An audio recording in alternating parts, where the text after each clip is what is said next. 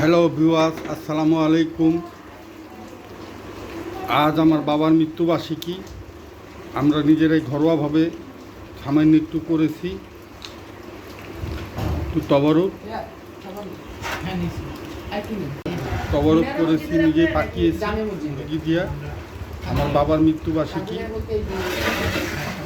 এখানে মনে করেন যে সবাই মিলে আমরা যে হুজুর আসছে, হুজুর খতম পড়লো, খতম পড়ার পরে তাদেরকে তবরক খাইতেছে এবং হুজুরকে জিজ্ঞাসা করা হয়েছে তবরকটা কেমন হয়েছে। হুজুর বললো যে খুব ভালো হয়েছে। হুজুর, আপনার তবরকটা কেমন হয়েছে, কেমন লাগতেছে খায়া? এই যে আমার ভাগিনা এইমাত্র আসলো, ফালায় দিচ্ছি। তার দাঁত লড়তেছে, তার জন্য আমার কাছে আসছে। তার দাঁতটা ফালায় দিতে হবে। আমার বাবার জন্য আপনারা দোয়া করবেন।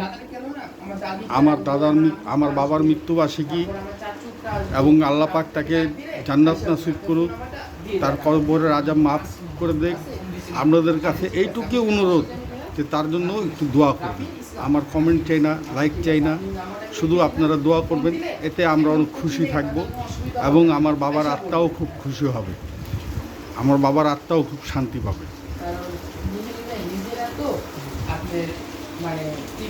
নাইম, আজকে তোমার দাদার মৃত্যুবার্ষিকী, তোমার কাছে কেমন লাগতেছে?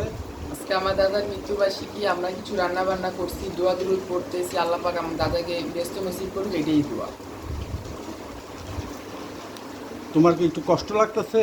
কষ্ট তো স্বাভাবিক লাগারই বিষয় এখানে। একটা মাংস দিই আপনাকে। এই যে আমার ছোট বোন চলে আসছে, এই ইতিহাসে হ্যাঁ প্রথম লেট, নাহলে সে সবার আগেই আসে এবং বৃষ্টির জন্য সে একটু লেট করছে, নাহলে প্রতি সময় সে সবার আগে আসে। মাশাআল্লাহ, এবার তার ছেলের পরীক্ষা, তারপর সে আব্বার মৃত্যুবার্ষিকীতে সে আসছে। এবং তার ভাষ্যটা শুনি, আমার বোনকে কি বলে। আজকে আব্বুর মৃত্যুবার্ষিকী, খুব বৃষ্টি, তারপরে তাড়াতাড়ি করে আসার চেষ্টা করেও হয় নাই, একটু লেট হয়ে গেছে। তো আমার ছেলের পরীক্ষা ছিল, তারপর গিয়ে স্কুল ছিল, তো একবার শেষ করেই আসলাম। তো সবাই আমার আব্বুর জন্য দোয়া করবেন, ঠিক আছে? তো ভালো থাকেন, আল্লাহ হাফিজ, আসসালাম।